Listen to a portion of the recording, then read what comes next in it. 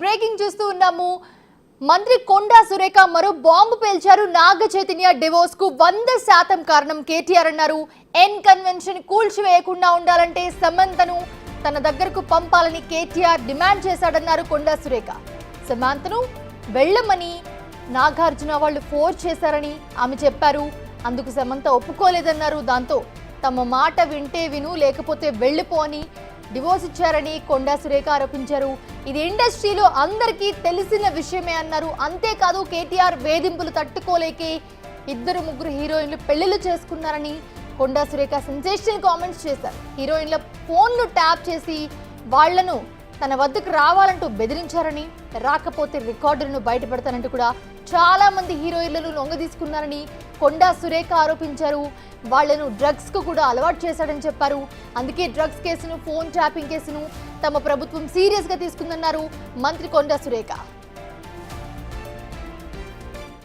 డైవర్స్లు ఒకరిది అయిందండి. నాగ చైతన్య డైవర్స్ 100% కేటీఆర్ చేయబట్టే అయింది. ఎందుకంటే ఎన్ కన్వెన్షన్ హాల్ని కూలగొట్టొద్దు అని అంటే సమంతను నా దగ్గరికి పంపాలి అని చెప్పి ఆయన డిమాండ్ చేశాడు. సమంత గారిని వెళ్ళమని చెప్పి నాగార్జున వాళ్ళు ఫోర్స్ చేశారు.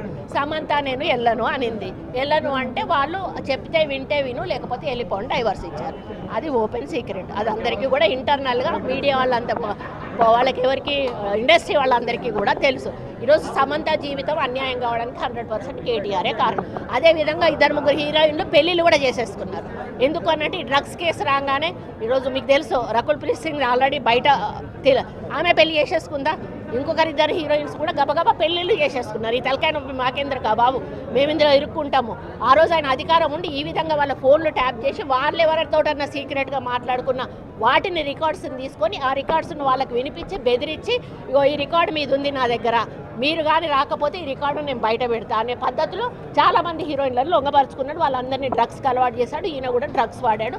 దానితోటే ఆ రోజు డ్రగ్స్ కేసు కానీ ఈరోజు ఫోన్ ట్యాపింగ్ కేసు కానీ చాలా సీరియస్గా మన ప్రభుత్వం తీసుకోవడం జరిగింది. డైవర్స్లు ఒకరిది అయిందండి.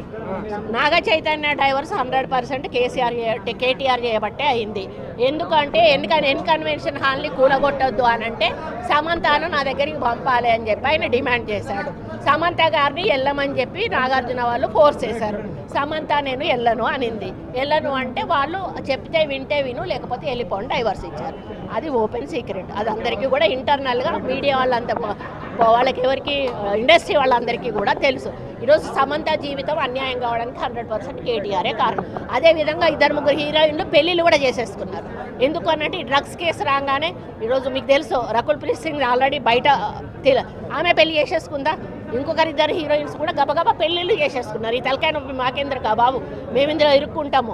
ఆ రోజు ఆయన అధికారం ఉండి ఈ విధంగా వాళ్ళ ఫోన్లు ట్యాప్ చేసి వాళ్ళు ఎవరితోటన్నా సీక్రెట్గా మాట్లాడుకున్న వాటిని రికార్డ్స్ని తీసుకొని ఆ రికార్డ్స్ను వాళ్ళకి వినిపించి బెదిరించి, ఇగో ఈ రికార్డు మీద ఉంది నా దగ్గర, మీరు కానీ రాకపోతే ఈ రికార్డు నేను బయట పెడతా అనే పద్ధతిలో చాలామంది హీరోయిన్లను లొంగపరుచుకున్నాడు. వాళ్ళందరినీ డ్రగ్స్కి అలవాటు చేశాడు. ఈయన కూడా డ్రగ్స్ వాడాడు. దానితోటే ఆ రోజు డ్రగ్స్ కేసు కానీ ఈరోజు ఫోన్ ట్యాపింగ్ కేసు కానీ చాలా సీరియస్గా మన ప్రభుత్వం